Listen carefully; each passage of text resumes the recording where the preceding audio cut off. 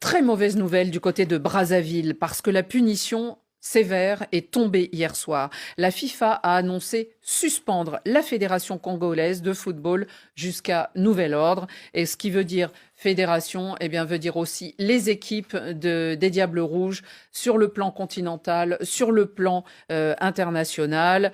Le problème, c'est une dispute. En gros, il y a deux fédérations. Il y en a une logique c'est une commission présidée par Monsieur Jean-Guy Blaise Mayolas. Et puis de l'autre côté, il y a un comité ad hoc qui est sorti un peu de nulle part. Résultat, la FIFA a sévi comme souvent lorsqu'il y a des problèmes dans les fédérations, ce qui ne veut pas dire que ça résout les problèmes. En tout cas, les Diables Rouges, ils ne vont pas disputer le CHAN alors qu'ils s'étaient qualifiés. Alors que les pauvres, ça fait longtemps qu'on les voit plus briller depuis un Congo RDC de Cannes, je crois que c'était à Bata. 2015, ils vont en quart de finale. En Guinée équatoriale. Contre les autres Congolais. Yoro, s'ils ne trouvent pas de solution, il n'y aura pas de match éliminatoire au mois de mars. Il y a 2 matchs face à la Tanzanie et une autre nation, oui, qui ne vont pas jouer, malheureusement pour cette équipe du Congo. C'est triste à dire, mais moi, je suis du côté de la FIFA. Parce qu'il faudrait à un moment donné qu'on arrête de mélanger la politique et le sport. Parce que quand même, diriger une fédération, tout d'un coup, voir une autre fédération à côté, un comité qui est né, on ne sait pas pourquoi, ça arrive souvent en Afrique. Et malheureusement, pour cette équipe du Congo, c'est dommage pour cette équipe nationale qui a 2 matchs et qui s'était qualifiée pour le CHAN, qui va également sortir. C'est triste.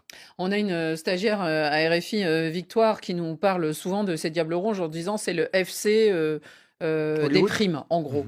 FC des primes. Ils ont eu un terme en swahili pour ça.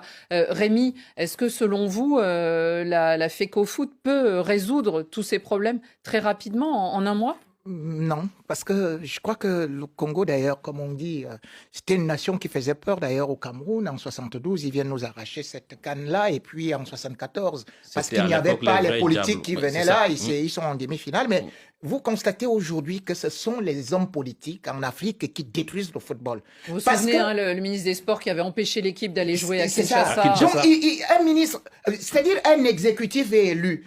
Comment se peut-il que nos chefs d'État et nos gouvernements, qui sont là depuis 30 ans, 40 ans, eux, ils ne sont jamais renversés. Et celui qui est élu, on vient, on le renverse, on dit on veut ton bilan à tel ou tel endroit. Aujourd'hui, on dit que c'est celui qui paye, qui doit aussi nommer ceci et cela. Moi, je dis dans ce cas, nous n'avons qu'à avoir les présidents de la République qui viennent du Fonds monétaire international, de la Banque mondiale, parce que c'est la Banque mondiale qui nous paye, c'est le FMI qui nous donne de l'argent. Donc, il faut arrêter ça, de parler que nous voulons notre indépendance, notre autonomie, et laisser le football aux footballeurs et non les politiciens au football, parce que les politiciens africains ont conduit les pays africains à un seul but, une seule ligne d'arrivée, pays pauvres et très endettés. Et les voilà qui sont en train de détruire le football. Oui, c'est très triste en tout cas pour les Diables Rouges. On est solidaires et on suivra l'affaire avec soin du côté du service des sports. Nos amis du service des sports. Allez, vite, les cartons. Carton jaune. Un carton jaune. Ouh là là là là, carton rouge. Carton rouge. Dans la confusion. Carton vert. Extraordinaire. Rien à dire. Excellente cuvée, m'a dit David Finn.